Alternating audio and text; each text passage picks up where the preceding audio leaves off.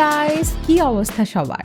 অনেক তো সিলেট, রাঙ্গামাটি আর কক্সবাজার ঘুরে ফেললাম, তাই ভাবলাম এবার নতুন কিছু হওয়া উচিত। এই ভাবতে ভাবতেই পেয়ে গেলাম দারুণ সুন্দর এই জায়গাটা।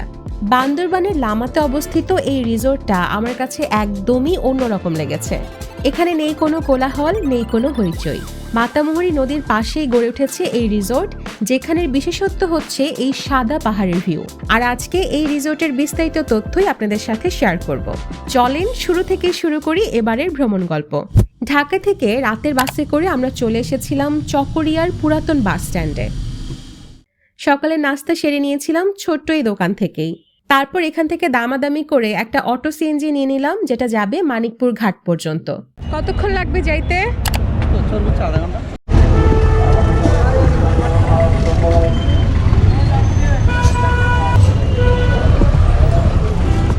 যেতে যেতে দেখলাম এই পাশে রয়েছে দিগন্ত জোড়া তামাকের ক্ষেতি, আর দূরে দেখা যাচ্ছিল পাহাড়।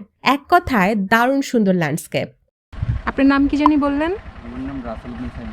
রাসেল উদ্দিন সাইমন। মানিকপুর যেতে যেতেই আমরা এই ভাইয়াটার সাথে পরিচিত হলাম। আপনারা চাইলে কিন্তু ওনার সাথে যোগাযোগ করে অটো সিএনজি রিজার্ভ করতে পারবেন। মানিকপুর ঘাটে চলে এসেছি, আর এখানে কিন্তু রিসোর্ট থেকে বোট পাঠানো হয়েছে। সুন্দর তো নৌকাটা। আমরা আগেই রিসোর্টে কথা বলে আমাদের লোকেশন জানিয়ে দিয়েছিলাম। মাঝে বসতে হবে ভাইয়া? আপনি কই মাথা? আমি উঠেই একজনকে ডিরেকশন দিতে শুরু করলাম, যাতে আমাকে কিছু অ্যাস্থেটিক ভিডিও করে দেয়। অ্যান্ড লুক, এই হচ্ছে অবস্থা। বাই দ্য ওয়ে গাইস, এই নদীটার নাম হচ্ছে মাতামুহুরী। নিশ্চিতভাবে নামটা শুনে থাকবেন। মগ বা মারমা ভাষায় নদীটিকে বলে মোরেইং খোং বা মামুরি। নদী আর নদী পাড়ে মানুষের জীবন দেখে মুগ্ধ হচ্ছিলাম। তবে জানতে পারলাম খরস্রোতা এই মাতামুহুরী নদী বর্ষাকালে অনেকের জন্য দুঃখের কারণও বটে। ওকে গাইজ, আমরা অলরেডি চলে এসেছি আমাদের আজকের রিসোর্ট, আর এটার নাম হচ্ছে হোয়াইট পিক স্টেশন।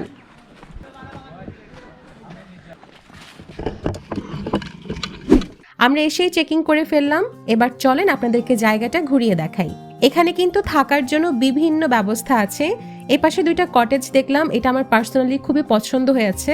এটা মূলত দুইটা জুম ঘর একসাথে অ্যাটাচড করা। পুরো সেটআপটা দেখতেই মনে হচ্ছে একটা ট্রি হাউসের মতো। আর এই পাশে দেখলাম ক্যাম্পেইনের জন্য এদিকে তাঁবুর সেটআপ করা আছে। পরপর বেশ কয়েকটা সেটআপ ছিল, সবগুলো আপনাদের সাথে দেখাচ্ছি। এদিকের এই সবগুলো রুম বা জুমঘর থেকে কিন্তু আপনারা দেখতে পাবেন মাতামুহুরী নদীর ভিউ। আর আমরা নিয়েছি মেইনলি এই পড হাউসটা। পড হাউসে এখানে 6 জনের মতো থাকতে পারবেন। সেই সাথে আছে একটা অ্যাটাচড বারান্দা।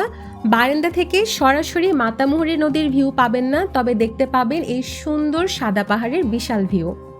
এই দিকটাতে হচ্ছে মূলত ওয়াশরুম এবং গোসলখানা। লো এবং হাই কমোড দুটোরই ব্যবস্থা পাবেন। আর ওয়াশরুম গোসলখানার এরকম সেটআপ অন্য পাশে আরো দুটো দেখা গিয়েছে। আর এখন যে কটেজগুলো দেখাচ্ছি এগুলো দেখলাম নতুন করা হচ্ছে। এটা খুব সম্ভবত ফ্যামিলি কটেজ। বাট এই রিসোর্টের দারুণ একটা আকর্ষণ হচ্ছে পাহাড়ের উপরে জুম ঘর, যেটা আপনাদেরকে একটু পরেই দেখাবো। অ্যাকোমোডেশনের বাইরে আমরা পার পারসন আরো 850 টাকা করে জমা দিয়েছি, যার মধ্যে আমরা রাতের বারবিকিউ সহ 4 বেলার খাবার পাবো। দুপুরের লাঞ্চে আমরা এখানে পেয়েছি ডাল, ভাত, আলু ভর্তা, আর সাথে ছিল মুরগি। বিকেলবেলা দেওয়া হয়েছিল মজার একটা মুড়ি মাখা। রিসোর্টের এই জায়গাটা আমার কাছে অসম্ভব ভালো লেগেছে। বেশ বড় এবং খোলামেলা। ফুটবল খেলার জন্য দারুণ সুন্দর স্পেস আছে, ক্যারাম বোর্ড আছে, ব্যাডমিন্টন খেলার সেটআপ আছে। সবকিছু মিলিয়ে আমার কাছে দারুণ লেগেছে।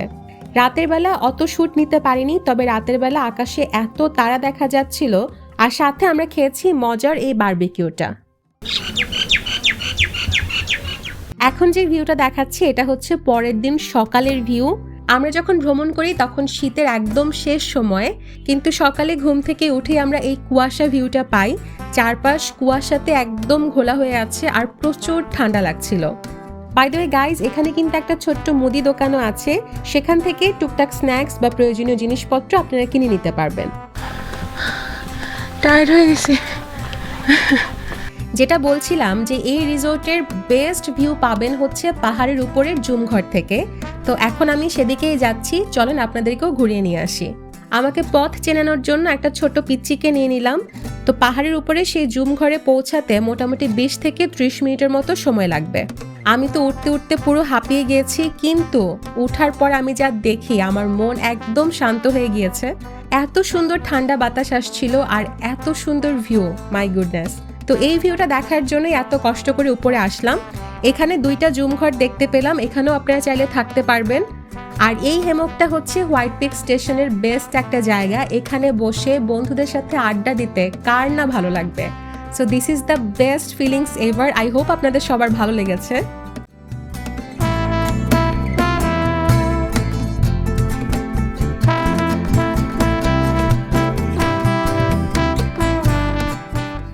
সকালবেলা ব্রেকফাস্টে আমাদেরকে দেওয়া হয়েছে একটা চিকেন খিচুড়ি, সাথে ছিল একটা সেদ্ধ ডিম।